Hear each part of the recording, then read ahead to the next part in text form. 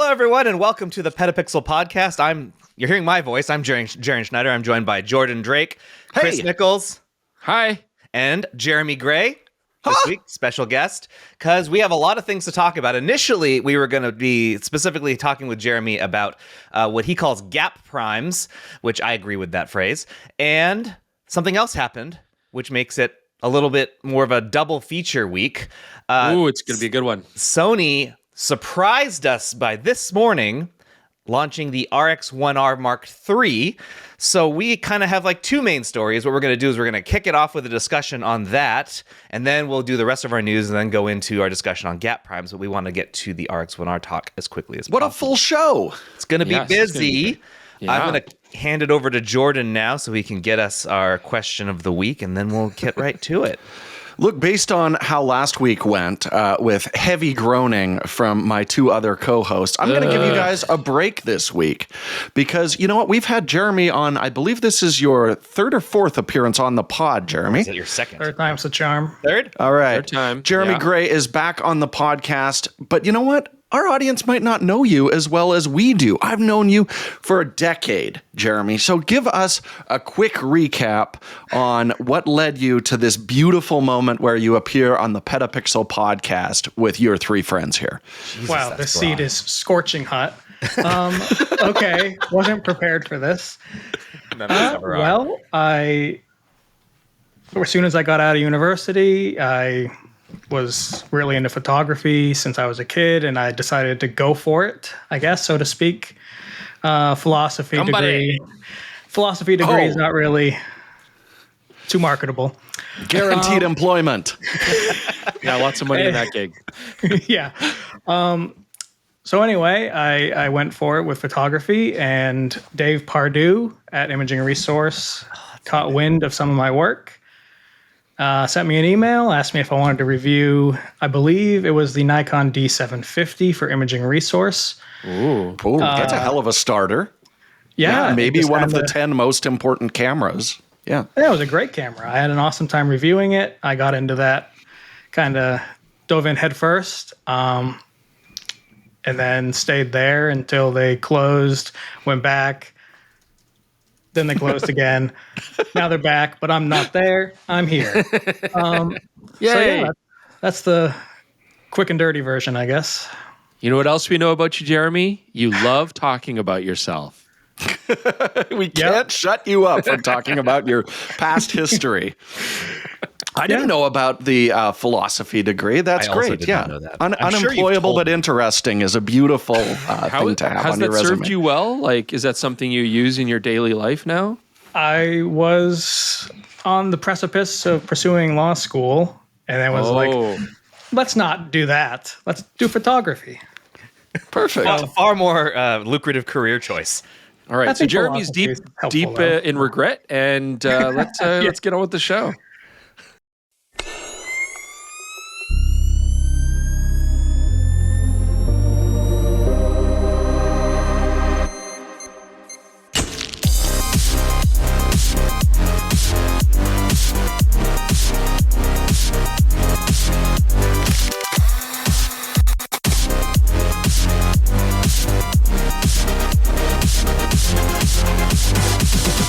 All right, before we get into the RX1R III, there is something worth noting.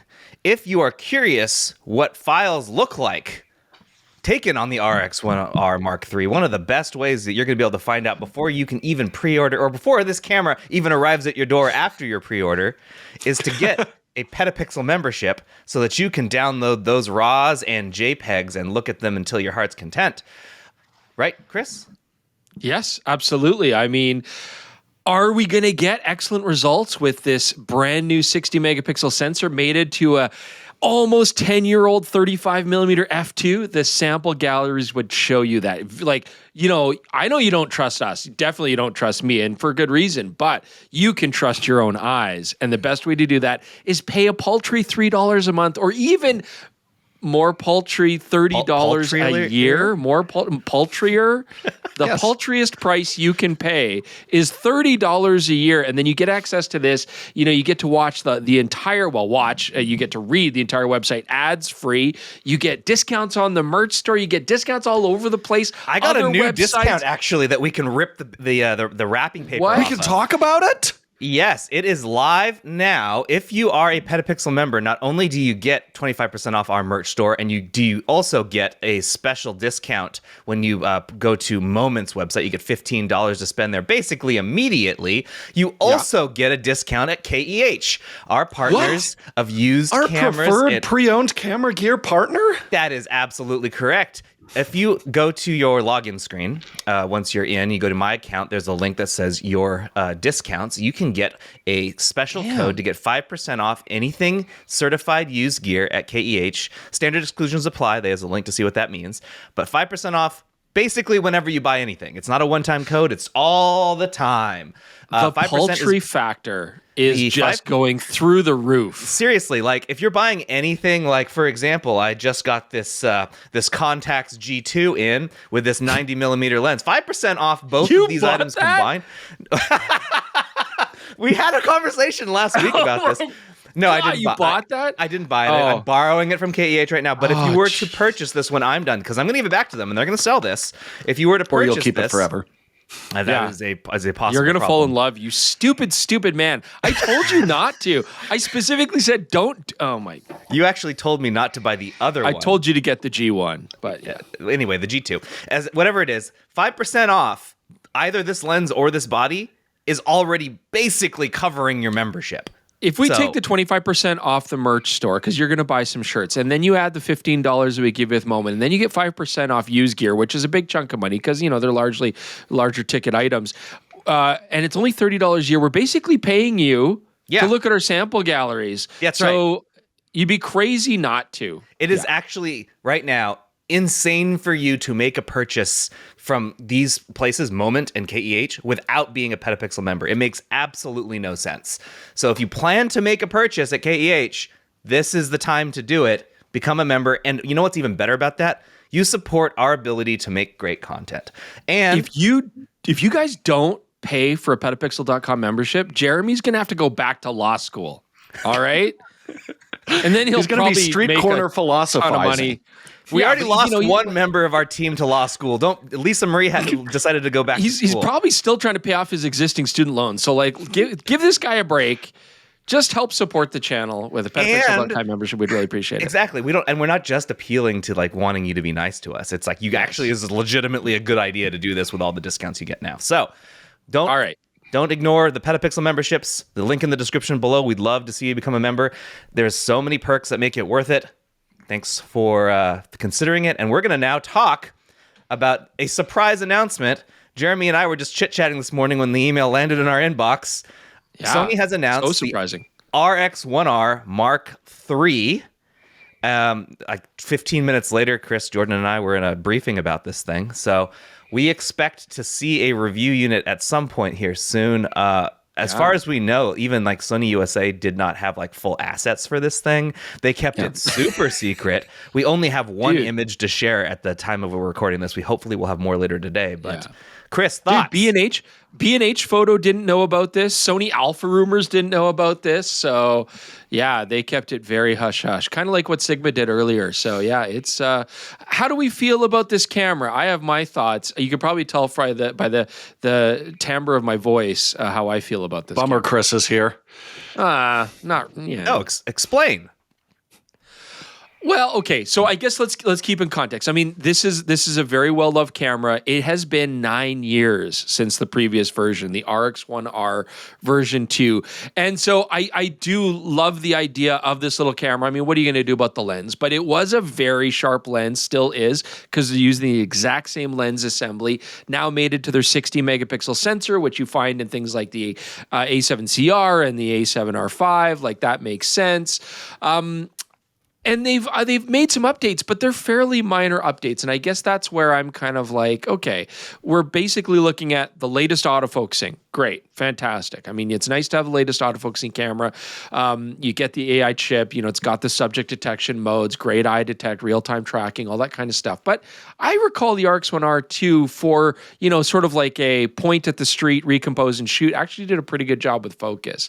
The 60 megapixel sensor, it's a known commodity. It's great. I love it. I think everybody's trying to make these small fixed lens cameras with higher resolution sensors so that you can then crop in tighter. And of course, Leica did that. Fuji's kind of doing that now in their latest version, and now Sony's doing it with this. Sony it has added like factor. the crop in things, just like the GFX has. Exactly. And the Leica before. Yeah. Exactly. So, but otherwise it's pretty small. Like we've got basically the same EVF. It's a 2.36 million dot. It doesn't pop up. We have a new LED back panel. It's, it's touchscreen.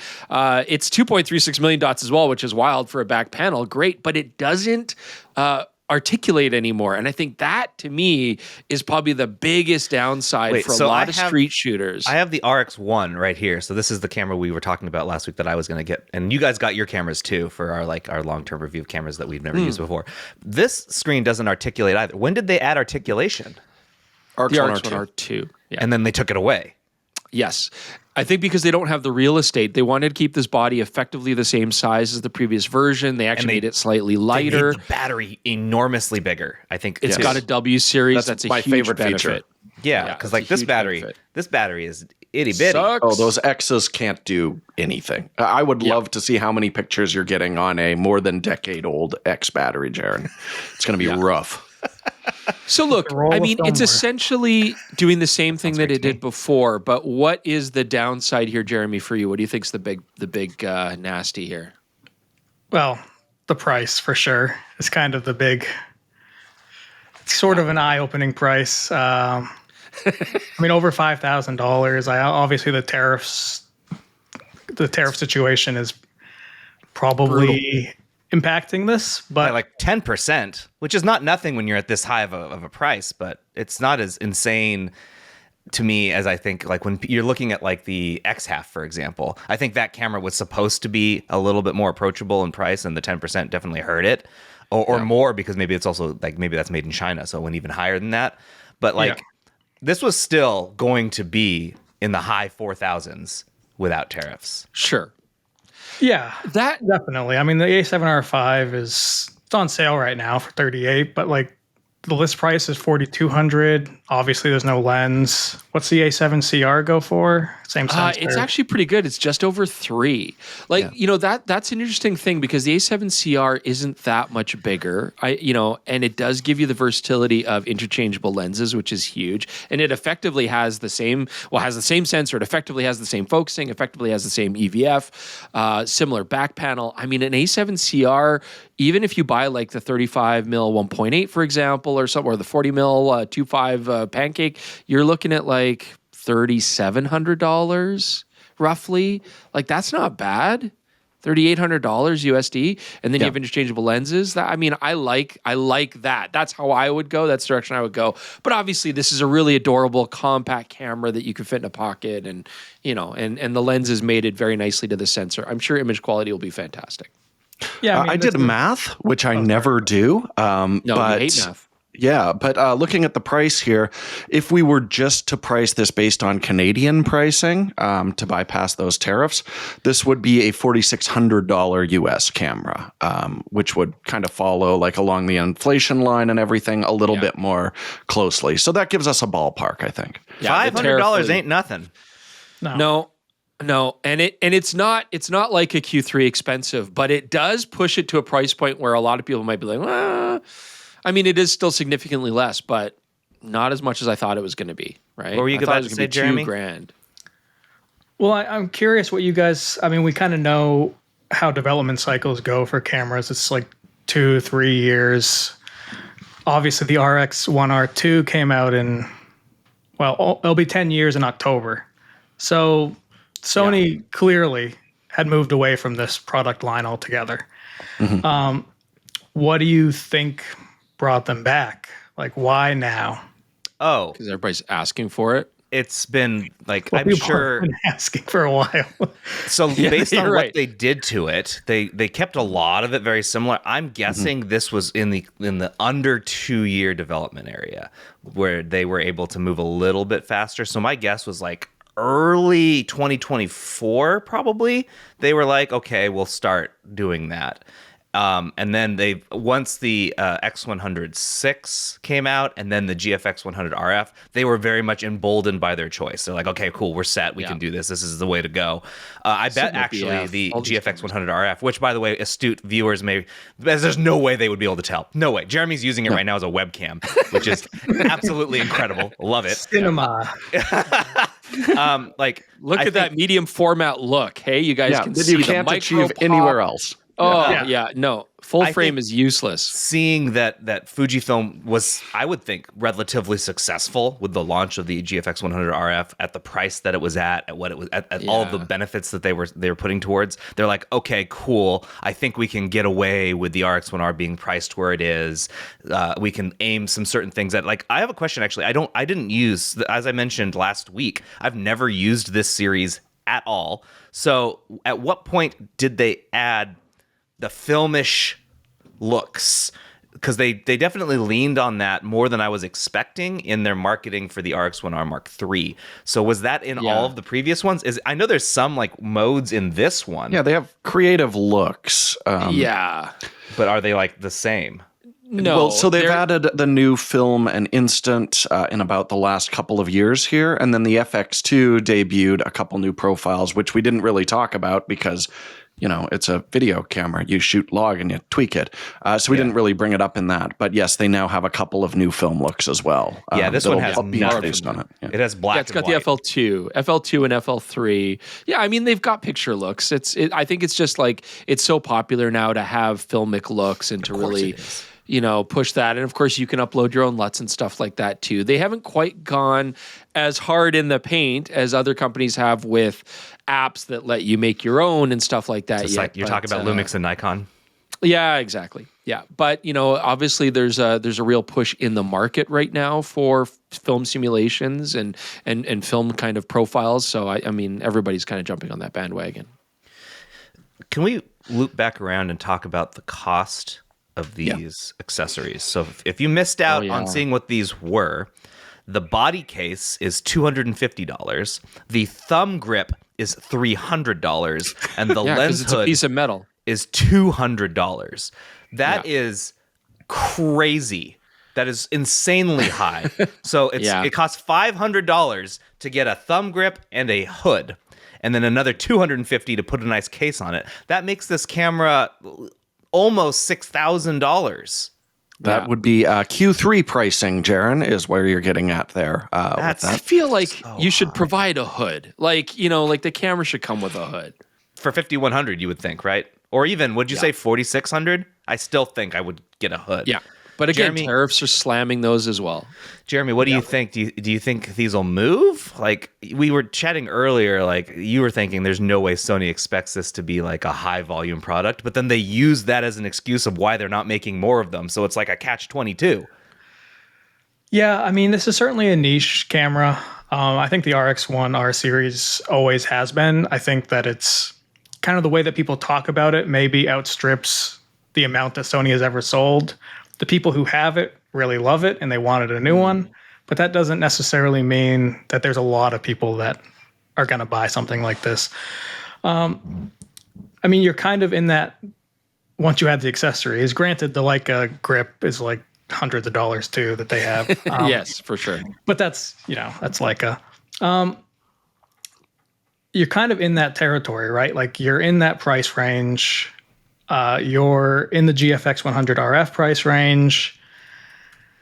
Those cameras, I feel like they kind of lean a lot more heavily into that kind of experiential, all-in-one premium compact photographic experience. That's not a great way to put it, but I mean, Sony doesn't have that same history or prestige in that space that Leica and Fujifilm do.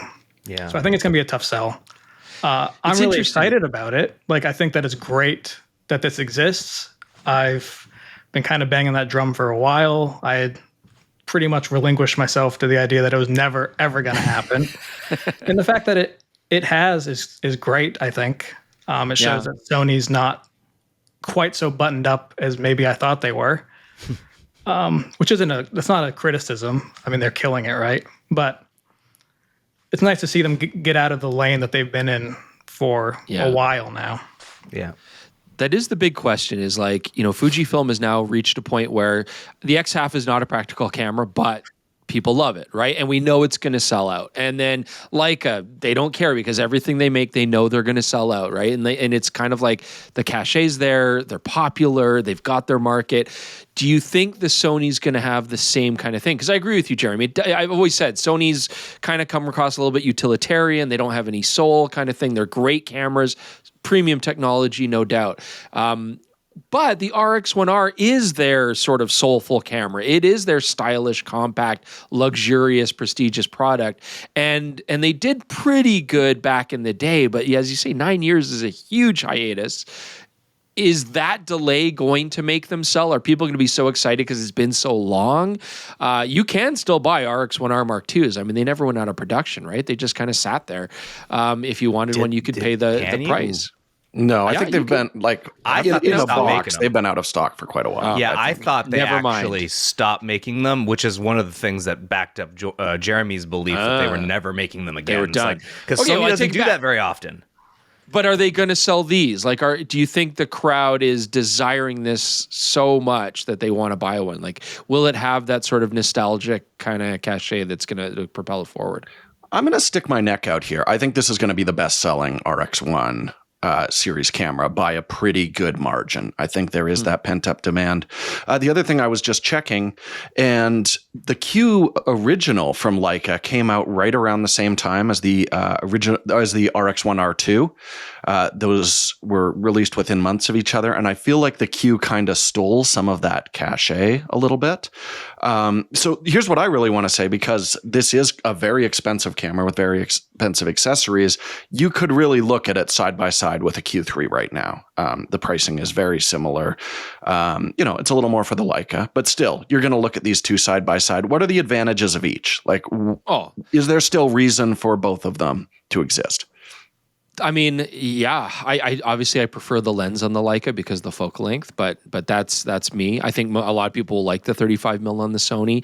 Obviously, autofocusing is going to be better. Image quality is going to be very similar, right? But the Sony autofocusing experience will be fantastic, and that is going to be a big upgrade from the old camera. The Q3 is also, I think, notably larger. Like it's not. I wouldn't call the Q3 a pocketable camera. That's a wear around the neck because you want to show it off to begin with. Anyway, you never deign to put that in a pocket. But I think Sony really thinks like they were saying like the size is a notable difference between it and the GFX. Sure. Like I'm looking at a side by side here right now, and it is smaller by a pretty large margin than both. I don't know though, Jaron. The people buying these cameras have large pockets, so you know. What a zinger! That's why you keep me around. I don't know. I mean, the Leica does have much nicer EVF. I don't know. It's luxurious, maybe more so prestigious looking. Jeremy, what do you think? Well, I mean, the Q3 experience is really nice. Like, it's so refined. Everything is purpose built for that exact type of experience.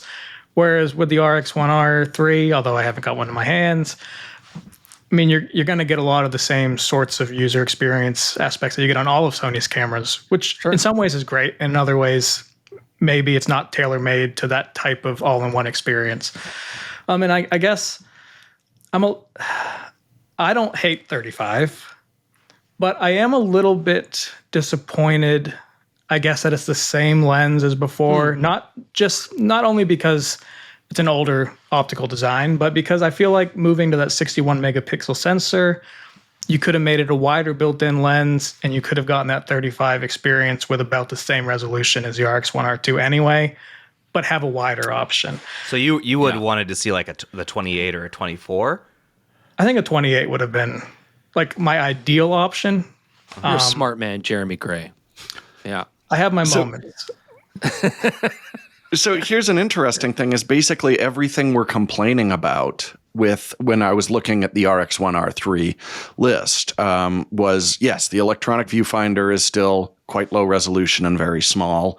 There's no image stabilization on it, which Jaron pointed out, still after all of this time.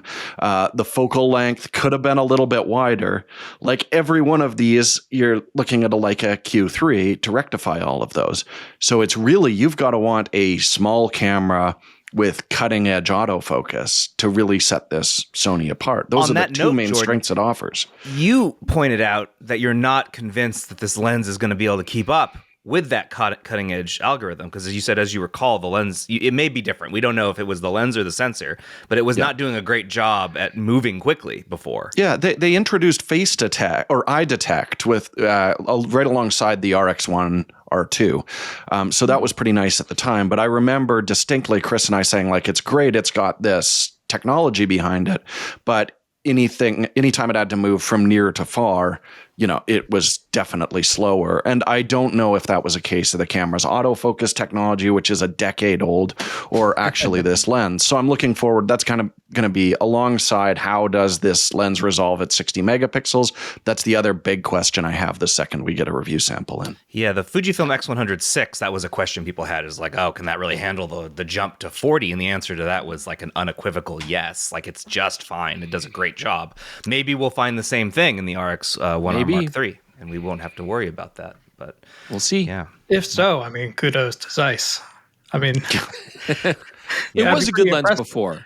Yeah. Do you think like the Zeiss lens engineers were just like sitting there looking at the phone waiting for Sony to call for the last decade? And everyone was like, let it go, man. It's over. It's never going to happen. And that one person's like, I swear Sony's going to call. And Sony did call and said, like, give me that thing you made 10 years ago. Don't design anything new. So we'll see. Look, effectively, we were talking about somewhat more resolution, better battery life, and better autofocusing. That's really the only improvements on this camera over the old one. So that's what we're going to focus on in test. But I guess just to sort of jump in here, I know we should probably move on, but is this the RX1R III the best possible image quality you can get in a camera that size? Probably, right? So that sensor is incredible. Yeah. It's really going to be close to that. It's that or the Q3s, which have the same sensor and spectacular lenses as well. I've said when Chris sent the Q343 images to me, those are the best looking charts I've ever seen. Yeah. So I can smell them coming a mile away. They're going to want an A7CR with a 35mm lens. That might give you basically the exact same image quality. I don't know.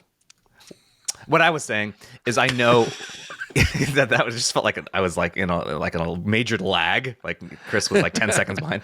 I expect the number one question you will get in the review of this camera will be, what should I buy? This, the Q3, or the GFX 100 RF, or even someone might even argue the X100VI. I think you should get an A7CR with 35mm 1.8. But what we'll do, I'm still ignoring you, Chris. What we'll do is, at some point after the review is done, we'll have a podcast discussion where I will make Chris try and answer that question, because I know a lot of people want to know. Well, my answer is an A7CR with... Nah.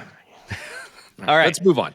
Let's move on. We'll cover the rest of the news and then talk about some gap primes. First up, also announced this morning and easily overshadowed, I'm sure none of you saw it. Bad timing, hey? Oh, man. Samyang expanded its P series, the Prima series. That's the series that started last year with a 35mm lens that Chris reviewed and found it was actually quite good for the price. That now has two new lenses, an 85 f1.8, which Chris is extremely excited about, and a 16mm f2.8, which he is not. Yeah, it sounds about right.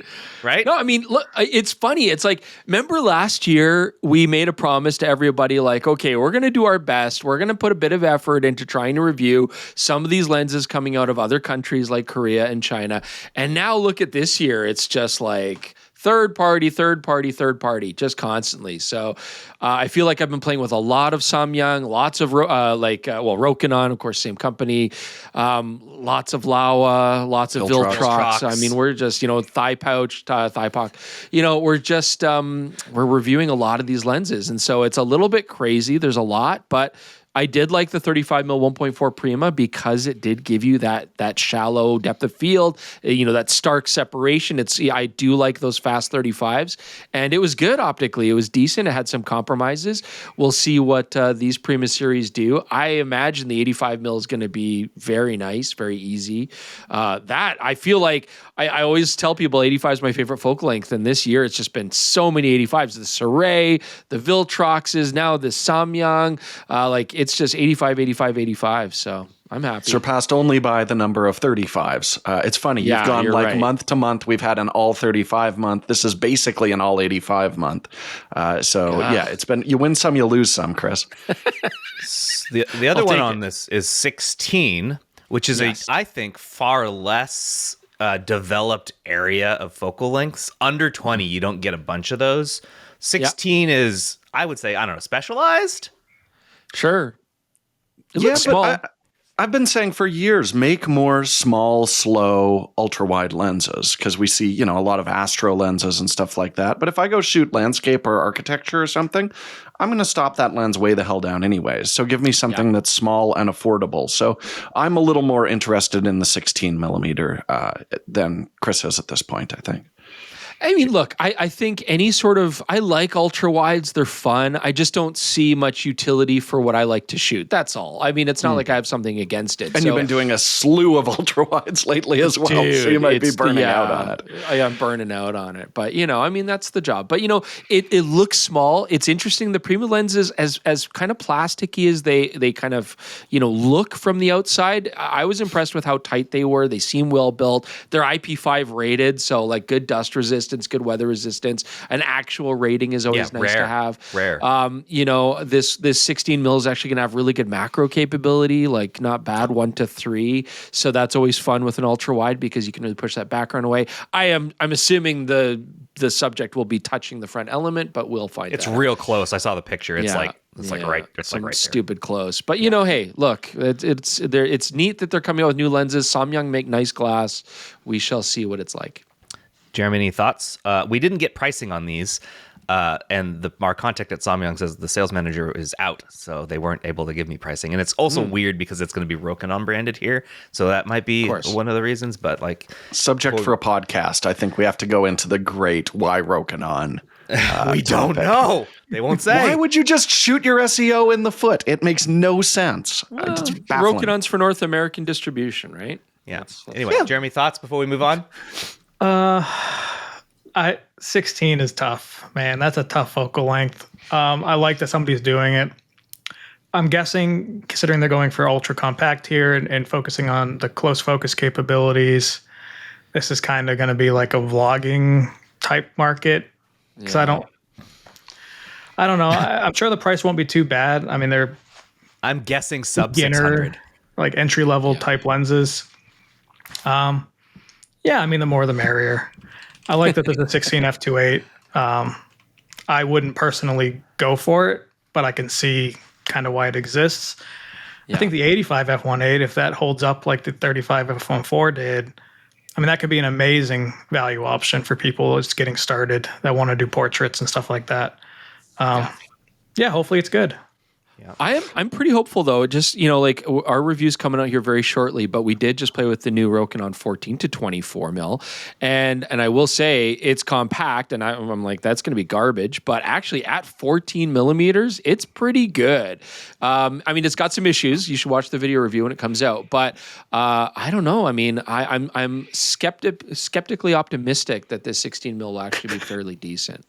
Sorry, I have to address the Jeremy situation. The Fujifilm just loves your ear and your shoulder, and it does not care about your eyes whatsoever. This is fascinating. The video autofocus capabilities of a Fujifilm GFX 100 RF are not its strong point. We can really see the fall off on your pupils. I think that's beautiful. Ooh. Yeah, I think after this little segment, I might tinker with something real quick. Hey, you know what? Fujifilms. I'll introduce the next one while you play with your camera. Here we go. Last week, we got a note from GoPro that told us that it had received a judgment from a patent judge that said that, yes, Insta360 did infringe on 2 of its patents.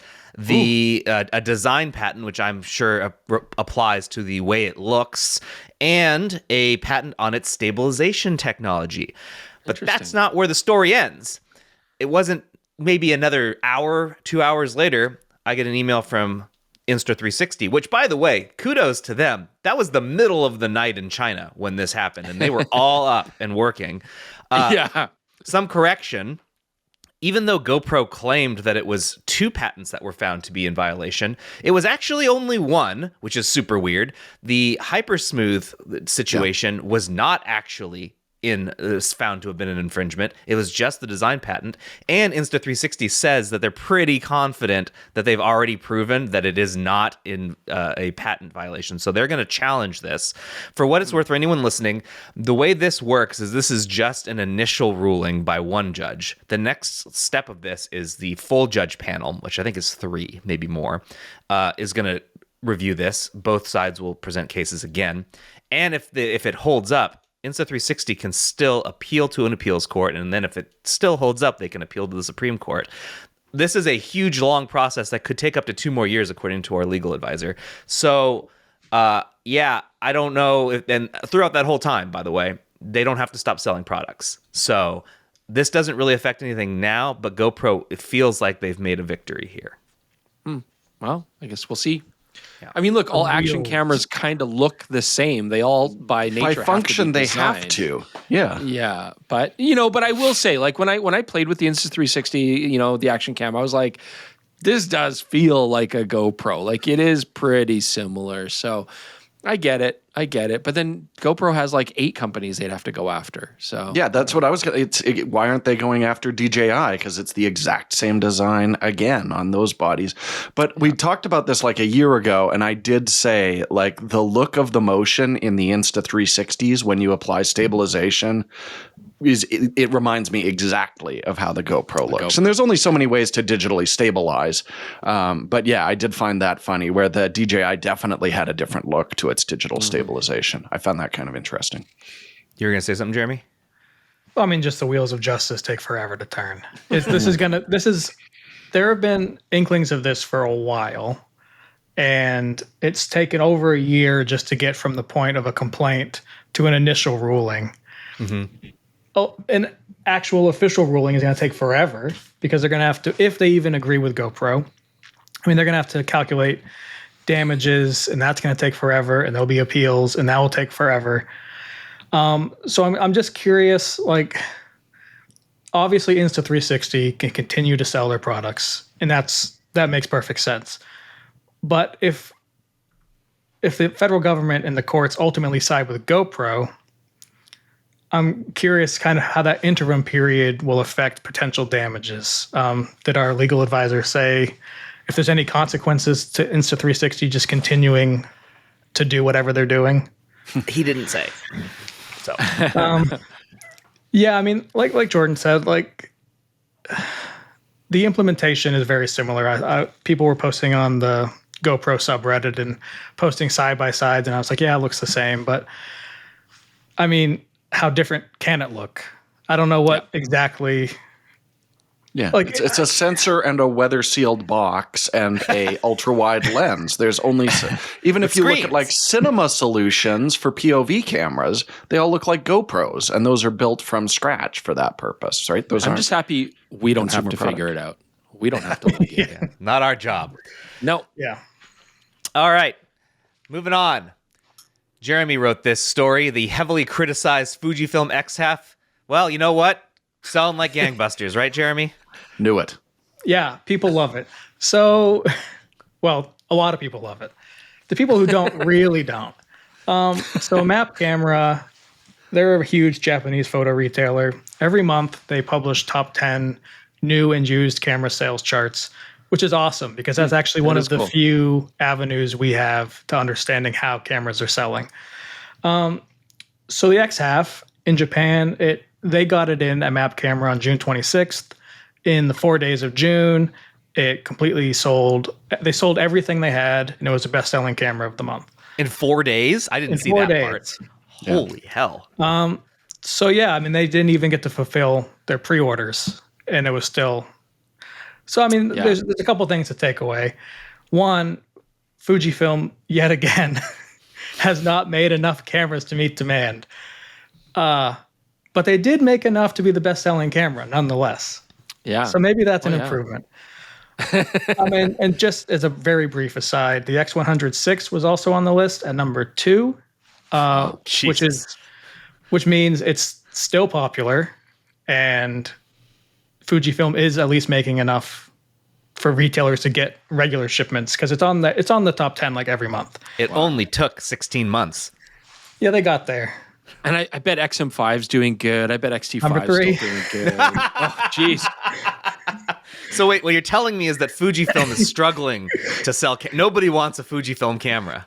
No, that's yeah. So they swept the top 3. The XT5 was, I believe, number 8. Jeez. They're also doing well on the used camera sales charts. People love Fujifilm cameras. So here's a question. Sorry, Jerry. Here's a question, because you're the expert on this. Is it just Japan? Because like being half Japanese, there are some cultural intricacies that tend to, like maybe be a little bit different than the North American and European markets. So is the X half doing as well in Europe and North America, do you think? Because, like the Japanese, they love small little pocket cameras. It's like a real thing that they love to do. So is there a difference there? Well, this is all just going to be anecdotal, because retailers are not sharing this information. But you can at least purchase an X half from B&H in both colors. It is in stock. I don't know if that's a reflection of a different level of demand or a different level of manufacturing capabilities, and how units were allotted to retailers. But I have seen on the Fujifilm subreddit, which pops up in my feed, I guess because I keep clicking on them as they pop in, people over there are sharing a lot of images taken on the X half, which kind of surprised me a little bit, because that's more of a hardcore photo community generally. Yeah. It's not like your go-to social media platform if you're not that into photography. And people there are sharing a lot of stuff. So people are definitely buying it and using it and having a good time with it. I think we heard I don't know, from the price is Fujifilm. right, I guess. Yeah. I've heard from them that they're doing good with the sales. Yeah, they're Pleased with the sales. And I'm sure they had high expectations. I mean, you don't take a swing on a camera like this without really doing your kind of research ahead of time and sort of gauging that market. I don't know. I mean, Chris, like your review, you kind of touched on some of the charm of it, but also kind of why it maybe comes up short for a photography tool. Like, are you surprised it's popular? No, I think it's super popular. Like, it's an instantly charming camera. My sort of stance on it is, will it still be charming in 6 months? You know what I mean? And I don't think it will, honestly. And great, like if people still love it and they're using it as a little compact point and shoot, great. I found the sort of film simulation, I know they keep throwing film, but it is like literally a film simulator that they put into their camera. That aspect of the camera I found grew pretty old pretty quick for me. So, and I imagine it will be for a lot of other people too. So it kind of then devolves into a very basic point and shoot compact camera. It's very nice. It's very stylish. But when you're out of the film simulator mode, you're not using the thumb winder, which in my opinion is poorly implemented anyways. So yeah, I don't know. I feel like the charm's going to wear off. That's my guess, but we'll see. I mean, what I tend to like, not other people tend to have different opinions. So yeah, like 35 where you're wrong. Yeah. And as Jordan has said repeatedly to me, the world is allowed to have opinions different than you, Chris. So, which again, I disagree with. I disagree with. But whatever. Yeah. I mean, I just want to throw out there, I see such an easy thing that would grab a whole ton of headlines for Fujifilm is that film mode, besides the winder, there's nothing about that where the hardware is specific to the X half. If they just dropped out a firmware update to have film mode on a whole bunch of X cameras, people would lose their minds. It would be like one of the biggest firmware updates ever for something that seems pretty straightforward to implement. And I think maybe after the X half, all the hype dies down from it, I could totally see them doing that. It's all software based. Yeah. Yeah, I think the X1/2 is the right camera at the right time. But I think its legacy is going to be what Jordan's talking about, like bringing some of those same user experience features to future X series models. Because I don't know if this is a well that you can go back to exactly again with the X1/2. Like, I mean, what are you going to do? You could give it a bigger sensor, and then you're kind of encroaching on X100 territory. That doesn't make any sense. Feel better. You could you could make refinements, but like the core experience, it's kind of just like the perfect opportunity to make a camera like this. Yeah. Try to get as much out of it as you can, take a few lessons forward, and leave this type of product probably where it is. Yeah, I agree with that. All right, 2 more stories. Both are Canon. Firstly, we sniffed this out last week on from a Japanese website because they found it on Canon's Japanese website. Canon added password protection to 10 EOS R-series cameras: the R1, R3, R5 Mark II, R5, R6 Mark II, R7, R8, R10, R50, and R50V. This Nicely at done. First, you like that? How quickly I spat those Yeah, out? you rattled that off, man. Well done. To become an auctioneer if this all falls through. This, if it all falls through, this came as at first we're like, oh, is this security for your cameras finally? Something that our channel friend Tony Northrup has been a major proponent of for like a decade. No, the answer is no to that. It is not designed to do that at all. It is in response to the European Union's Radio Equipment Directive, or RED. And what it essentially does is prevents, if you're it's a thing that's meant for anything that connects to a network. It would prevent someone from brute forcing a connection to like a secure server through whatever is connected to that server. So like because the cameras can connect to servers, they can be protected so that someone can't, gain access that way. But like you can reset the password simply by resetting the camera to factory defaults, and it's just like cool. And then when you tell it that you put the password in the first time, it's like, do you want to keep doing this? And you can also tell it no. So like doesn't really do what we thought it did or hoped it did, unfortunately. No thoughts from anyone. Okay, here we go. Jeremy, I mean, there you go. yeah. Well, I mean, Jaron, you were saying last week when this came up about how cameras are really the only really expensive electronics that people have, that there's no means of kind of protecting or locking them in the event that they're stolen. And that's just Can crazy. you think of another? Somebody said cars, and I'm like, that requires a literal key in some cases. And like, at least like there's some barrier that way. I cannot think of a single expensive technology product that doesn't have any layer of security on it whatsoever. Right. Every camera should force you to take a selfie in order to like confirm that you are who you say you are. That's what every single That's absurd. I just think like a thumbprint reader would be fine. Just like when you touch the camera, it knows you're you and allows you to take pictures. That would work too, I guess. Yeah. Yeah, I mean, occasional or password on password. startup. Yeah, it's not that hard to do. Jaron, televisions is my answer to your question there, but significantly harder to steal. Yes. Okay. That's like a very old school thing to steal. Yeah. I would like my 3 smart points for a clever response right now. True. Thank you, Jaron. I'll take them. All right. Yeah.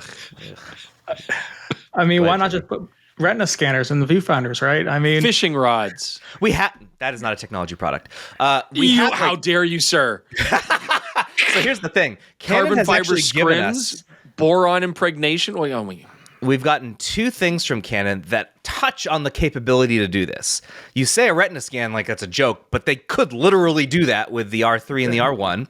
And then they built and then immediately abandoned a touch-sensitive thumb system on the original EOS R, which you could easily use to read a thumbprint. So I don't want to hear that it would be too expensive to implement. No, it is strange. Yeah. It is completely possible. yeah, sure. But I guess what I would really like, and I think is entirely plausible, feasible, and realistic for camera companies to do, they all have their wireless networks built in. Why can't I just remotely access the camera in the event that it's stolen and just disable it? Like straight up, just it's killed until I get it back in my hands. Right. I mean, well, that's probably more complicated than I think it is. But there could it's be a at good least idea. passwords. There could at least be passwords. Yeah, or just have it so it occasionally needs to connect to your smartphone, so it knows that it's with you. That wouldn't require any sort of constant connection, Right. As long as that that's would be optional. a very right? doable. Yeah, absolutely. We An don't want optional- DRM on cameras. Yeah, anytime I'm in Barcelona, I'm gonna put that function on, and away we go. Yeah. All right, last thing. This is just going to be a quick one. You guys remember that brand new, never before seen RF 75 to 300 f4 to 5.6, right? That's a brand new lens formula, never tech. ever on. Yeah, That's the future tech you're talking about, Jaron. that is of course sarcasm. This is a lens that was originally released in 1999 that they rehoused and remounted for RF. Luckily, it is dirt cheap. It is $220. So. All right, that's fine. I don't care if they do it then. If you're just gonna remount a lens from over almost 20 years ago, sure. You know what? If you're only gonna charge me $200 for it, it's fine. I Right, doubt Jeremy? this is the. I doubt. Yeah, go for it, Jeremy. I kind of care. So do I. Yeah, I mean, this is like I felt like I was kind of hard on it writing about it, and I think that that's still true. Like I was pretty tough on it, but there are some potential benefits here. I mean, they're putting it in R100 kit, and obviously that's a good amount of zoom on an APS-C camera. 450, or well, it's a 1.6 crop, so it's more than 450. But I mean, that's a really low barrier to entry into a competent mirrorless camera system where you can take pictures of a wide range of things, like your kids playing sports or even some wildlife if you were like at the zoo in the middle of the day or something like that. So I mean, it's not good, right?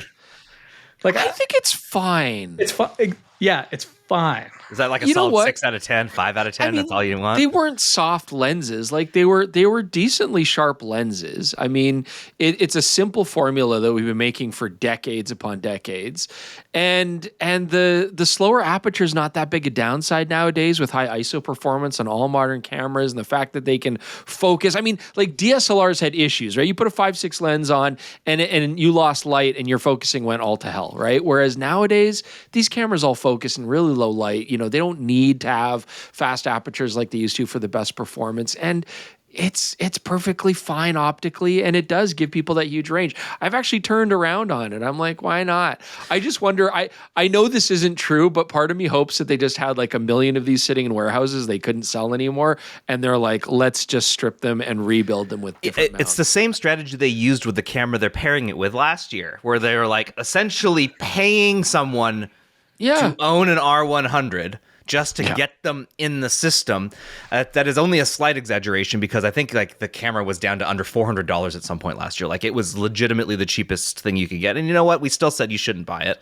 But like this people still did. Canon sold so many of these last year, and now they're going to probably sell more, and they're going to sell a bunch of these $200 lenses to go on all the people that bought that $400 camera. It's easy to kit. It harkens back to like the good old days with DSLRs. And like you say, Jaron, it's about getting people into that brand where, for better or worse, you're stuck, right? And that's great. That's from a marketing standpoint, I get it. Yeah, and and at the same time, I think it does bring people some utility. Like we look at the price of this Sony, right? Like we're living in a world now where for a lot of people, photography is starting to look really unattainable.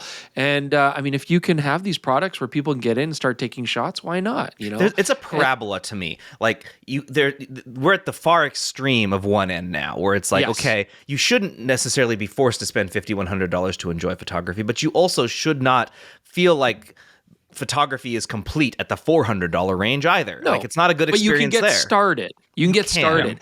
And that's how it was in our golden age of photography in the 80s and 90s, right? Is they made it affordable for everybody to get started. So why not relive some of that heritage?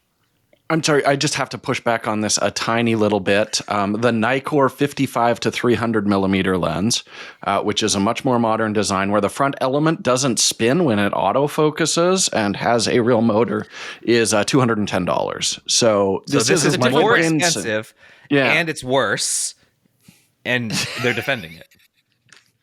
I'm defending the concept of making photography accessible. Okay. This is Canon's attempt at it. It could have been better in many different ways, but it is what it is.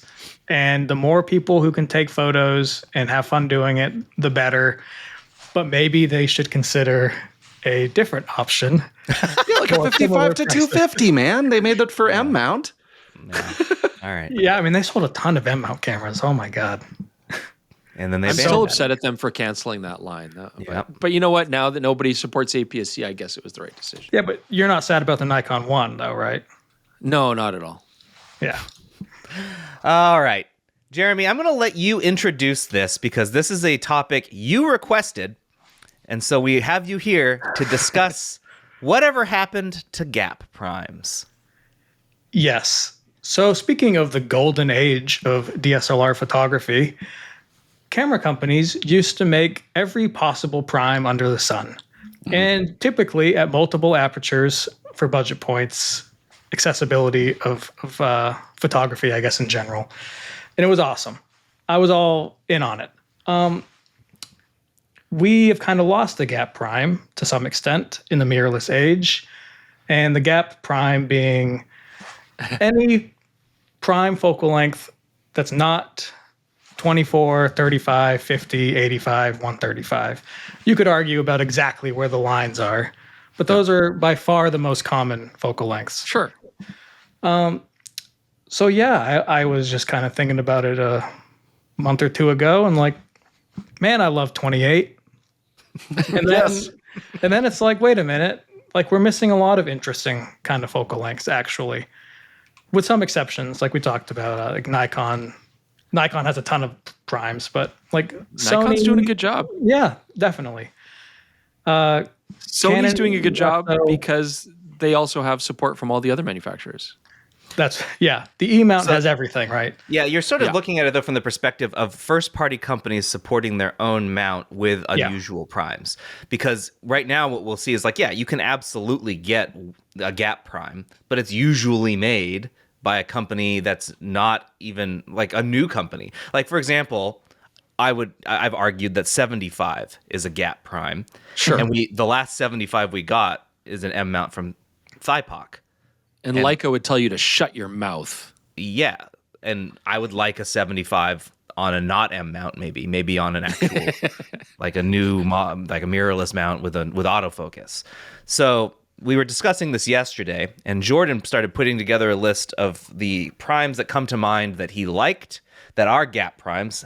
And so we all sort of contributed to this. So I guess we can go through these if you'd like, Jordan. Why don't you kick us off? Yeah, I mean, I think if we just do kind of like a yay or nay, like, is this something that you would like to come back? And in a few cases, these are different format from full frame lenses. But would we you want like them to in see full a full frame equivalent? Yeah, Yes. is kind The of how answer is I was yes. looking at that. On everyone, Jaron? I don't know. Every single one? Let's go Why through it. not, right? We're all on board. Yeah. Okay, perfect. Let's get started with the Sigma 17 millimeters. 17, guys. I can't think of a bunch of them. What was this made for and when? Jesus. This is the in their I series. I think Sigma 17 millimeter. Look how tiny that is. And this is what I was talking about before. I love a little bit slower. This is an f4, but a slow ultra wide for landscape and architecture. But I can carry this thing anywhere. This is a truly pocketable lens. I just put it in my pocket right now. My But, you know, keys are Sigma scratching is- it. I do love it. Sigma is one of those exceptions where they do make these gap primes in these different focal lengths. I mean, I'm sure we'll talk about it, but there's gonna talk about 60 more later. mils and 65 mils. And yeah, the 17 mil is nice and stuff. They do different focal lengths. I guess this is what I want to put out there first before we get into it. Like, is part of the appeal of a gap prime. Like, you got to make your standard focal lengths because they're popular. That's what people are trained to since the 60s and 70s. And we know those traditional focal lengths. Are gap primes kind of like a way to stir attention, get people's attention, be like, ooh, that's different, it's unique, maybe there's something cool about it. Like, we're going to see a lot of these examples. But before we go further, like, is that the appeal of gap primes? Are they actually necessary? Yeah, I think it's attention grabbing in some regards. But the other thing I think is a lot of people can pre-visualize the standard focal lengths. They know exactly what they're going to do with the 24, a 35, a 50. At standard, that's part of learning photography, where these ones require you to actually like, oh, how exactly would I use that? You know, it requires a little more thought, which might be why we see less of them. Maybe they're not selling. Yeah. Anyway, 17 mil. Do Sure, you like great. 17? Sure. Yay, Why for not? me. But Yeah. I mean, Jordan is the CEO of Sigma.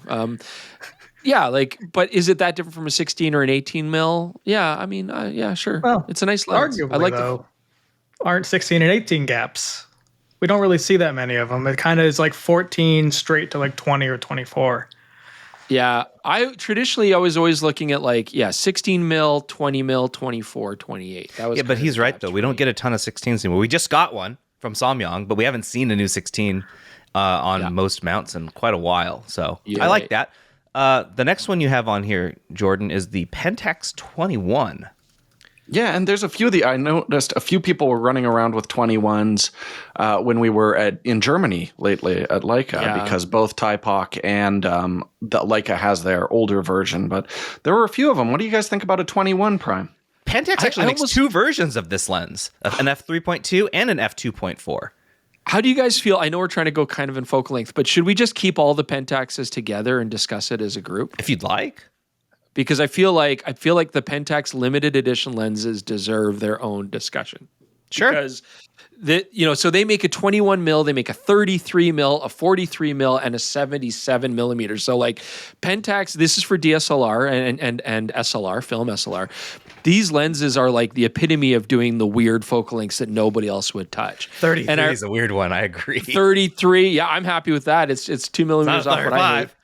You know, and they specifically made these, I think, exactly to be different and to get attention that way, because you never saw these, especially back when they were released very often. But they also said scientifically they had basis for us. I mean, they were like 43 is actually more normal to human depth perception than a 50 mil, which is what we always consider the normal lens.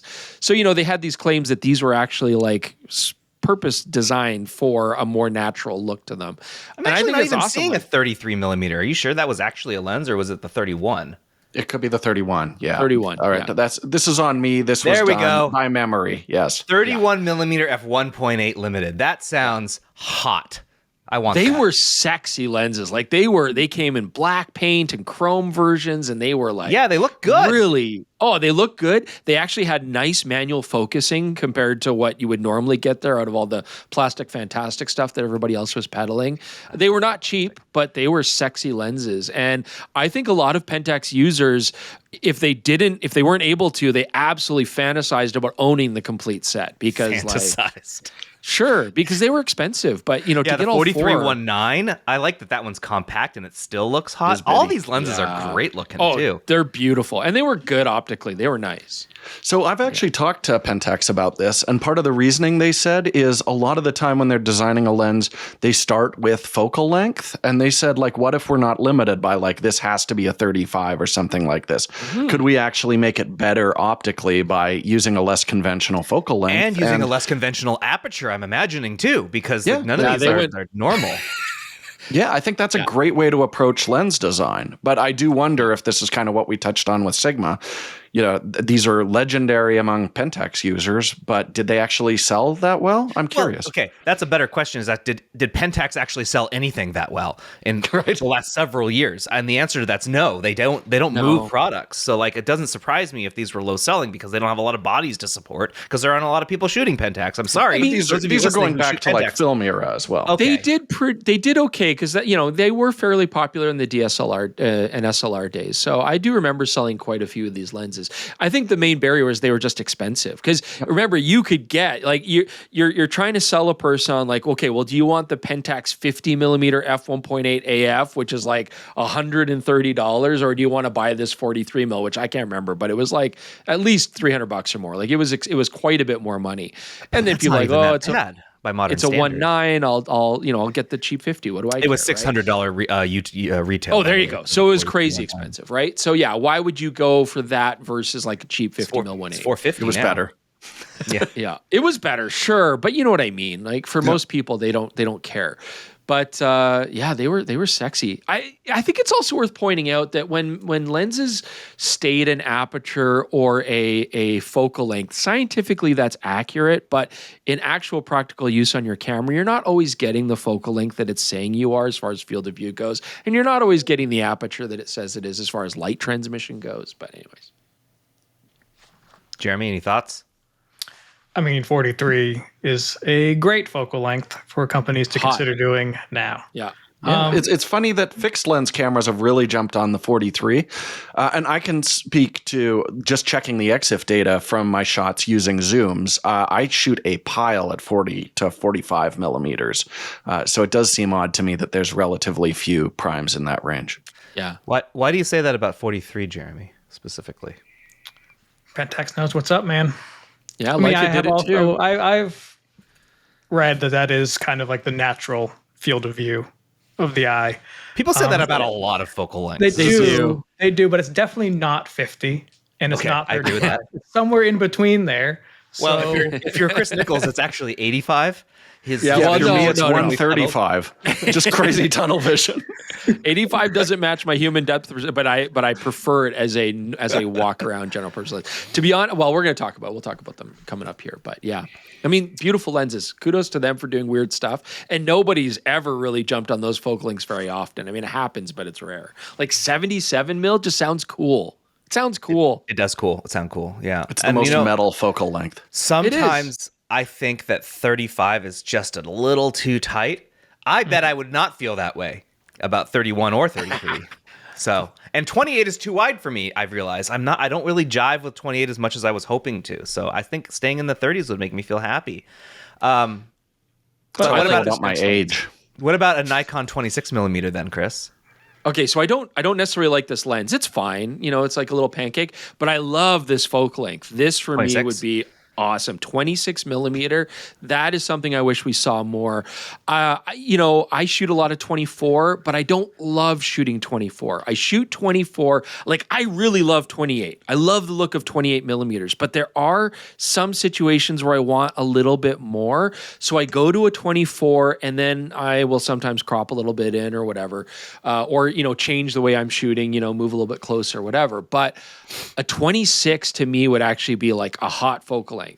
And this is kind of a funny question because, people always come up to you at like things like build and stuff like, okay, if you could only have one lens for the rest of your life, what would it be? Those kind of questions. They always ask photographers that. And a 26 mil would be like a great answer, but nobody makes one except Nikon because Nikon. Yeah, that's a relatively new lens too, which is nice. So kudos to Nikon for making it. It's a Z mount lens. I actually thought it was APS-C only because it would get us that wonderful like low 40s focal length. Yeah. But no, 26 on full frame is very interesting. And I'd love to see more. I think it's cool. I'd love to see more of those. Yeah. Feel free to jump in, Jeremy. That Jordan mentioned that when he's using a zoom, he finds that he's shooting a lot in that 40 millimeter range. And that's kind of that's where I land on like 25, 26. 24 is a little too wide for my tastes. Yeah. Especially I do a lot of landscape stuff and I am just living in that like 26 to 30 range. Because on my GF32 to 64, which is a 25 to 52 equivalent, the 25, it's a little soft at the wide end. So you have to zoom in just a smidge. And once I had to do that and just did that for years, I'm like, this is actually, for me, the perfect landscape focal length. Because I don't know. 24 is too wide. I know people love 14 to 24s. That's way too wide for my tastes. Mm-hmm. And if I am going to go for an ultra wide, which is rare, but occasionally, I'm looking at like a 21. And we don't really have those either. So yeah, I don't know. It's just interesting that I think manufacturers have really prioritized hitting those key prime focal lengths at fast apertures and then filling in the rest of people's needs with just zooms. Yep. And I'm just like, I understand. Like that makes sense to do first. But once your system kind of matures, I would like to see companies take more swings on kind of unusual lenses, right? Yeah. and not everything can be fulfilled with a zoom. It's not the same experience shooting. No, it might be a better experience overall, like practically speaking, but it's not my preferred way. Yeah. So yeah, I mean, 31, that'd be awesome. Bring it on. 26, same. Yeah. So while we're on the topic of 30, I did have the Panasonic 15, which is a micro 4/3 lens that I travel with quite a bit, which is a 30 millimeter equivalent, but incredibly small. And yeah, I find that extremely versatile, even more so than I love 35. I think it's a great focal length, but I actually prefer the 15. Yeah. Thank you, Jared. I appreciate the support. But you like 30 as well. I don't have really any experience at 30, which kind of explains the premise here. The options are non-existent. I'd love to shoot at 30. And this is the same as the Pentax, effectively, right? Yeah. The Pentax 31. Yeah. It's great. It's a great focal length. Yeah, it's fun. It's fun to street shoot with it. I would agree with Jordan. Like, that's a great travel lens. The next one I actually don't think we need more of. This is the one where I actually say, no, I don't like this focal length at all. And that's 40, because we have a Nikon 40f2. Then you also have the Sigma 40 on here and the Viltrox 40 f2.5. I actually think 40 kind of sucks. 40 mil, just to get this other way too, Jeremy, before you go on, like 40 mil is one of these gap primes that actually a lot of people jump on. Like a lot of companies have made these. Oh, for decades, 40 mil has always been like, that's been the pancake choice. And the Canon pancake, yeah. Pentax made one too. Arguably, Nikon's is sort of that. It's not a true pancake, but it's pretty small. Yeah. I think maybe I'm just basing my experience entirely on the Nikon 40f2. I don't like it. I just have a hard time vibing with that constrained field of view. Which is weird because I typically say that 50 is too constrained. I kind of wish it was a 50. I think I'd like 50 more. I was sort of turned around on 50 with the Thypoc Eureka, which is a 50. Yeah. And I really liked that lens. But it may have been helped by the fact that in a rangefinder, I still have the frame of view outside of what it's actually capturing, which helps me compose better. I find that 40 just feels like I'm wearing a coat that's too tight. And I don't love it. Yeah, well, on the Nikon 40 and the Nikon 28 in Z mount. Yes. Thank you, Jeremy. You're welcome. Those are both, we were talking about this yesterday, those are both special edition lenses where there are regular versions. But they were introduced special edition first to go with the ZF. So really leaning into that kind of vintage, old school vibe, and those are old school types of focal lengths. Yeah. But they don't need to be. Yeah. They shouldn't be, arguably. Right. Yeah.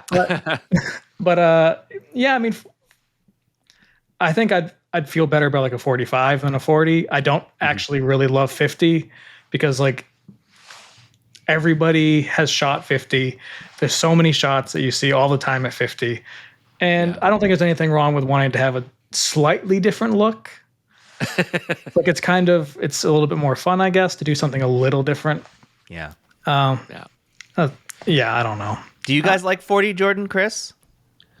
I do. Well, based on zooms, I put this down because the Sigma 40 was one of their last DSLR designs that I never got a chance to review. We'd already moved on to mostly doing mirrorless stuff by that point. I would like to, but yeah, I haven't really used a 40 millimeter prime. But like I said, on zooms, I find I'm shooting all the time at 40 to 45. Interesting. Yeah. I've used a lot of 40 mil primes and they're fine. I find though that I end up just adapting I just getting further or closer and trying to get a different look. Like I'm trying to make a 40 mil a 28 or a 50 all the time is I guess what I'm saying. So you kind of agree that this is a gap prime that, okay, we can leave the gap? I get, but you know what? Like the way I like to shoot, like I'll go 28 and then I skip everything from 28 to 50 because 35s are garbage. So and that garbage seeps out. It's like out. Like trash on a New York street. Yeah, it's like a pulp mill, but all the chemicals are like leaching out into the groundwater around it. You don't want to be. You don't want to be in the mill, but you also don't want to be beside it or adjacent. So mean to the poor 35. This 35 slander is just out of control. It's interesting because we get into this 50 millimeter range, and I love a 50. I think 50s are still a great choice, a classic choice, and I find them versatile, and I'll use them for a lot of stuff. But then I feel like we get into this range as we start to move up here, because we're going to start talking about these other lenses. Once you get around 50, I feel like it's almost a no-go zone around that, because I don't know, it's weird. When I get up to 50, my next jump, I want it to be fairly extreme.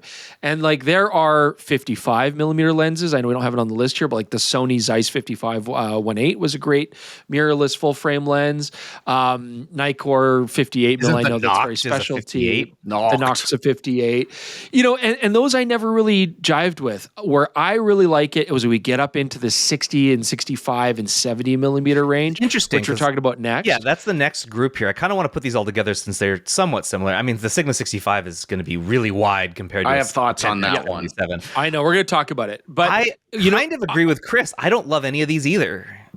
Oh, no, I do love them. So what I'm about to say is like, sorry, I always say the 85 mil is like my walk around street lens, and I like the way an 85 looks, and I do. But I would almost prefer like a 65 over a 50 mil. For I would use a 65 for what I use a 50 mil for. I prefer even slightly tighter. I really like it. It's just nobody makes it except like Sigma and maybe like one other obscure manufacturer. I don't know. So if there were more 65s, I would actually use those as a normal lens. The only downside is they tend to be physically larger.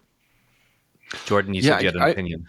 Yeah, well, because this is one of the few lenses back when we were with DP Review, we would shoot sample galleries, and Sigma dropped a whole pile of I-series lenses at the same time. So it's like I was tasked with shooting the 65 mil gallery for it, which was the most frustrating. Like I could not figure out how to. I didn't love it for portraits. I didn't love it for like street work. I could not find a use for it. And same thing, just looking at like some of the EXIF data. If I'm using a 24 to 70 zoom, it's like it stops at 50 millimeters, or I'm mashing it at 70 mils, because that's as long as I can get. Basically, like 50 to 70 millimeters is kind of a dead zone for me creatively. I agree with you. And the only reason I'm at 70 is because I'm trying to get as much length as I can. I wish it was as long as I can get. Yeah. This, at the risk of a detour. Uh-oh. On the topic of Sigma. Yeah, right. I know we're really staying in the lane here, but on the topic of Sigma and gap primes, now I know the Izu primes are cinema lenses. However, they're all gaps. We got a lot of weird focal lengths in here, right? It's true. I mean, they were like 27, hell yeah, 32, 40, 65, 75. I mean, those are all there.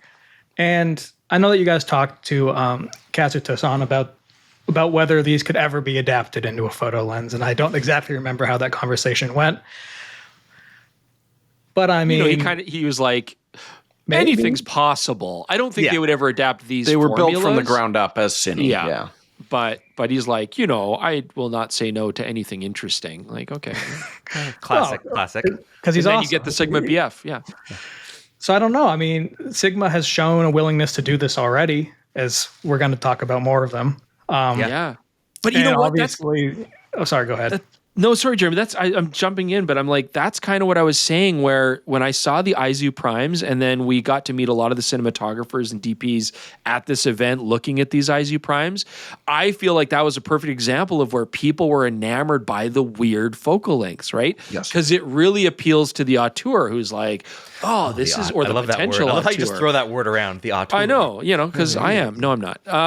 But the potential auteur who's like, ooh, this will give me like a neat look that nobody else really gets, and it's pretty funky, and there's something appealing. Like that when they say it. Yeah, and they just like those. Oh yeah, and I'm like, did you know I was the DP on like 3 Kraft dinner commercials? And it's like, Canadian and like, and like there were these models, and they were totally into me on this set. Anyways, there's something about the weird stuff. There's something about when it's different than the norm that appeals to a lot of people. And I admit I'm in that group. I will often choose, like when I'm shopping for anything, fishing rods are a good example, but anything, any sort of thing. If it's a little bit different than what everybody else is getting, there's something in me that feels like, ooh, that's for me. That's cool. I want to be a little bit different. I want to be, even though practically it's not always a great choice. Anyways, I digress. Oh man. So 75 and 77. 65 and 70 are great. I start to get more interested again once we start getting to 75. Like now I'm like, okay, the 75 to 105 range, that whole range, I'm in. So the ones we have here on this list are the Thighpox 75, which I find to be amazing. Great lens. Your pictures, I've never seen a roll of film from myself where literally every shot was just an absolute banger. And your full roll on the 75 was hit after hit after hit. Thank you. I do love that focal length. It's love good. it on Leica as well. Like I would always take the 75 over the 90s because they're more compact. They're easier to compose with on a rangefinder. Yeah. I love the 75. 77's got to feel similar. Great lens. Before I hand the microphone over to one of you, the 90 is another one where I'm like, I would like to see more 90s. When I picked up this Contax G2, I got it with the 90 because I like 90 and I don't get to shoot with it enough. And I'm excited about it. And I think I want a 90 for my Bessa also because it has the 90 on the rangefinder guides. And like, I would like to actually shoot with all of the guides that are on my camera. That sounds kind of cool. And if 90's on there, I think that shows that 90 was at one time more popular than it is now. And why is that? You should sell your Bessa. Macro focal length, right? Yeah. Oh, yeah, the 90 millimeter macro. Tamron's been, I mean, the one last year, right? The newest one, fantastic. Yeah. Those lenses have always been legendary. Yeah. And they kind of are, obviously they're macro focused, but you can use them for portraits. But how much better would a 90 f2 be if you just gave up that macro capability? I mean, I think that would be a really great lens. Like, well, this is why I highlighted the Sigma. It's a slow lens. It's a 90 millimeter f2.8, the contemporary series. That's what this is. That's what this one is. I think Chris can speak to it. We brought that out with the Panasonic S9 in Japan, and that seemed to fit absolutely perfectly in those situations. And I would love to see more slow portrait range lenses. What appeals to me about the 90mm f2.8 is that it is an f2. Well, not that it's an f2.8, but that it's compact because it's an f2.8. You know, like even the 65mm f2 like is huge in comparison, right? So that 90mm, I like it because it's small. But you know, I mean, I still prefer something a little bit wider, like an 85. Yeah, you like 70, 85, but you got plenty 75. Of those. You've got a sea of options at 85. But it's a great lens. Sometimes it's a little tight for me, but it's a great lens. I love how small it is, and I can press it into service in most situations. It's a great focal length. Press it into service. Jeremy, before we get to 100, where I know you have an opinion, anything about these ones that we've just talked about? I mean, I'm pretty bummed I never got to experience these Pentax limited lenses. Yeah. Like, they look incredible. And the 77's really catching my eye. And it was small. Yeah, it's. What would you shoot it on? What is it available for? I'm sorry, I'm just not familiar with Pentax. Drop it on a K1 too. No, you shoot on a mount adapter. You should shoot on a mount adapter. Put it on a Sony camera, yeah. Yeah, right. I mean, you could adapt anything, I guess, to E-mount pretty much. But yeah, I mean, 77, 90, and we're going to talk about this same sort of thing in a minute. But macro lenses get a lot of love at these weird focal lengths, and I kind of would like to see some of that thunder stolen back. Like Nikon has a 60 macro, or I think that was the DSLR one. Their newer one's 55, 60mm right? Oh, yes, you're right. It's shorter. Yeah, I don't know why I guess to make it more compact, but I had a Nikon 60 f2.8 macro when I shot DSLRs, and I loved it. I used it all the time and not that often for macro. Exactly. I'm the same way. Jeremy, you and I are like this today, right? Simpatico. So, yeah, I agree. It's a great normal lens that can also do good macro. Yeah. So yeah, I mean, these lens designs obviously exist. They just don't have to be put into that box that they're in right now. And that's the same thing you were saying about 100 and 105, where like, so for years, I'll back you up on this. I knew multiple like high-end beauty photographers and portrait photographers who were using the Canon 105 macro as like the portrait prime. And it's like, you don't need to have the macro. Like you can just do 100. 105 is really nice for portraits, Yeah. and 105-2.5 remains probably my favorite Nikon lens ever made. I would love to see that, even if it gets just a slightly larger, which I imagine it probably would, just for this because of the way optics work now. But if it stayed relatively small, like the 105-2.5 was, I would say yes, please, more of those. Yeah, slower, longer lens. I mean, the 100mm 2.8 was great. In studio, you're shooting 4, 5, 6, 5.6 anyways. 5, 6, and 8. Yeah, you're not shooting 2.8, and even then, a 105mm at f2.8 is shallow depth of field. Sure. Yeah. So we kind of skipped over. I just want to point out the Canon 100mm was an f2 DSLR line, and that lens sucked. It was bad focusing. It was covered in CA. It was soft. But if somebody made a really good 100mm f2, I would be all up in that. I think that's a great focal length. Just don't put any macro capability on it and make it as a compact portrait prime. I think that'd be super compelling. But then what was Nikon's new sort of, depth control lens? What focal length was that? The 105, again, a macro. That was the 105. Yeah. I mean, I feel like that's the way they would go just to keep things versatile. Just make it not a macro. Just give me a nice compact one that shoots a portrait distance. I think that would be awesome. I'd love to see more of that. You look like you want to say something, Jeremy. Yeah. So the Nikon 105 on Z mount, that macro lens is incredible, and a lot of portrait photographers use it. Yeah. But they don't need those macro capabilities. So what if Nikon did something? Well, they might. But what if because you can Nikon go from doing a portrait to going to a half face to doing the eye, right? Like it is quite useful that way. Yeah. Sure, of course. In that very specific situation, it's perfect. That's not a common ask actually. Among or like a wedding photography, you go from doing wedding portraits to ring shots. Come on, absolutely. It's a great idea. Sure, but you don't have to turn the page too far back for Nikon to have already satisfied this desire. The AFS 105-1.4 was an absolute dynamite portrait prime, and it was living in that sort of weird space between 85 and 135. And I cannot figure out why Nikon hasn't gone back to this. It's really puzzling to me. It's a very popular lens. People definitely want it. I mean, what do you guys think? Do you think they should make one for Z mount? Yes. Sure. Yes. Okay. Easy. I mean, this area now is where I'm just going to start banging the drum of 100 to 150. Give me primes. Yeah. So like on this note, like we get, let's say we're at 35 and 50. We just get a bucket of aperture ranges for some reason at 35 and 50 and 85. So we get like a lot of options at various price levels of different sizes. Why can we not have that at 135 and 105 you and can. 100? They get too big. Not if you. I'm asking you to give me less aperture. Make them slow. Yeah. Yeah. Oh, give me slow. 100. Sure. Yeah. Give me 135 f2.8, which is, as Jordan puts on here, it was a lens Zeiss made. Love that lens. So that's compact, completely insanely fine. sharp. Chris, you shot your cowboy face with that lens. Sure, I did. I like that lens, but I feel like when you get into these longer telephotos, this is actually a range I don't love to shoot in. I definitely see the utility. She's wrong so much. No, I know. I definitely see the utility of a 135. I love shooting on a 135. I like not the as much as Jordan look. Does.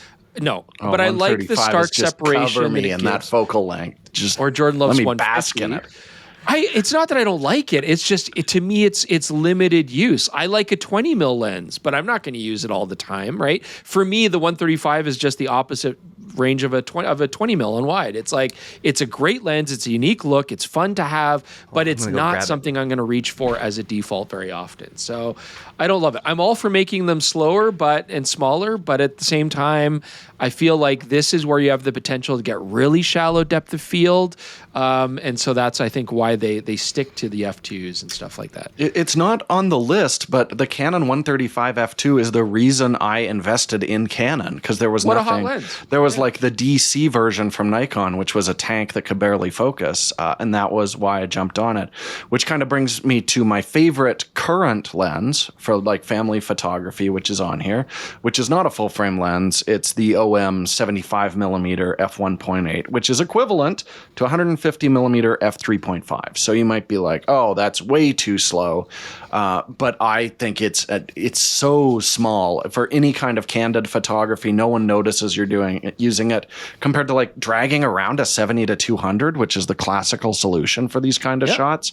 I think it makes a ton of sense. And I don't know why no one else is doing this. So this is the big, this is too long. Like 135 to 150. Give me some slow primes, too long. and I will be over the way it You know looks. what? I'll review them. Chris, you can take that week off. I'm down great. with it. So like I'm holding now. So I've recently been shooting with an FE2 that a PetaPixel viewer You have too many actually gifted cameras to me, which I really appreciate. And that same guy actually sold me this Nikkor 135 2.8 for a very good deal. I think I paid him like 100. You contacted him separately. You bought more stuff from him. That's hilarious. I have only one lens now for the FE2, and it is this 135 f2.8. I took this out with my Bessa on my other hip, and then also the Fujifilm X106, and I was doing like family photography because I'm enjoying taking pictures of my friends' kids because they really like the pictures. So like 135 2.8 was nice. Love it. Look how small this is. It would get bigger because it would have an autofocus motor in it. I understand that. But like it is compact. It has a built-in hood that I love. This lens looks great. Like I'm looking through the viewfinder and I'm like, oh my gosh, yes, this is perfect. And if that kid runs at me, it's fine. I drop this and I pull up the 35 and I'm good there. So like I think it's a really nice, like this is what I'm looking for. More of this. I agree. Like I want more of this from everyone to give us this option. I don't need a 1.4, 1.2, 1.8 at 135. I don't. This could have been an f4 and I would have been happy. Yeah, me too. Yeah, you're roughly going to get the same depth of field as an 85 f2. Like it's going to be shallow. They're nice lenses. Yeah. It's just they're too long. They're not too long because you have a second camera. Yeah, it's too long. It's great. It's a like outdoor portraits, perfect. But yeah, too long. I mean, just to touch on this gap thing, when I go on vacation using Micro Four Thirds, 15mm f1.7 and the 75 1.8. Those are my two, and I can do pretty much anything I want to do with that pair. Missing so Final much. thoughts, Jeremy, as we wrap up here? Well, speaking of lenses that are too long, I do want to give a little shout out to my first ever telephoto lens, the Nikon AFD 180 f2.8. You had one of those? Which had one of the four. Yeah. So I grabbed that, I think brand new, to go with my D80. And I think it was about $350. And compared to like a 70-200 f2.8, I mean, what a steal. Yeah. I had a lot of fun with that. And I sold it and got a 70-200 at some point. But But you miss it. I kind of do miss it. It had like the built-in sliding lens hood. It had a really weird texture. Yeah. Just a complete weird lens. Really weird lens. It was kind of a chunky lens. It was a funny lens. Yeah. Good concert lens. Yeah, it was a funny lens. Yeah. It was sharp. Yeah, but on something that I think might make more sense is another legendary lens from Nikon and Canon's history that hasn't made it to mirrorless. Is a 200 f2 prime. Yeah. Very, very specialized application, but there's really no way to recreate that look with any other lens. Yeah. The Sony was dynamite. Yeah. Oh, there was a Sony one? Yeah. He says with curiosity and joy in his voice. Yeah. So like, I don't know. I want to hear from all y'all listening, because I know a lot of the comments are going to be about that RX1R Mark III. But like, for those of you who are like me and not like Chris, who enjoy having a lot of different lenses, a lot of different systems, cameras. You like a lot of different lenses. You were just like, you literally said, I have too many cameras and lenses, and you're wrong. I don't. You should sell your Bessa. You should sell your Bessa and buy that Contax G2. No, I actually think just by holding it, I think I'm going to like my Bessa better. At any rate, like I like everybody having should these look options. at the late Dave Beckerman's New York photography, black and white. One of the influences on my photographic, eye, and his stuff was amazing. All shot on Contax G cameras. Anyways, What is the focal length that all y'all really wish we had more of? Because like I think Jordan and me at least are in agreement that we need more at the 105 to 135 range. That's slower. I don't know, Jeremy. Do you agree there too? Like that's where we'd like to see some more than anything is what I would say. Yeah, I think it's the biggest sort of gap. Huge gap. Chris doesn't like that area, but that's fine. He doesn't have to shoot them. Well, he should also get his 75s. But let's also keep in mind the difference between an 85 mil and a 90 mil is almost nothing, right? I know. You know, because as you get to telephotos, those millimeters, you have to have bigger gaps to make a difference. But I would like to see more 26s. Absolutely. I think that's a no-brainer. And I would love to see more 77s and 80s. I think that would be hot. If I had, Jordan's going to go 30 mil and 150 mil, which I think is nuts. I would go 26 and 80. I could work with for a long time. Amazing. All right. We have no time for anything else. And because our schedule is so packed, there is no podcast next week. We're taking a break from that so that they can work on some other episodes, which I am sure like an RX1R III episode. We have to get a lot done. But we will be back. Keep slamming us with products. In 2 weeks, we'll be back with our celebratory 100th episode of the PetaPixel Podcast. Oh, looking forward to it. Thank you all for joining us. Jeremy, thanks for stepping in and chatting with us about RX1R Mark III and gap prime. It's nice to see you. And everyone who likes to support us, we really would appreciate it with a PetaPixel membership. Thanks so much, everyone. Yeah. And the feel-good story of the week is, we didn't do it although Dave Beckerman has passed away, his photography will uplift you and delight you, and you should all check it out. Sure. That sounds good to me. Great. Have a good one, everyone. Bye. Bye.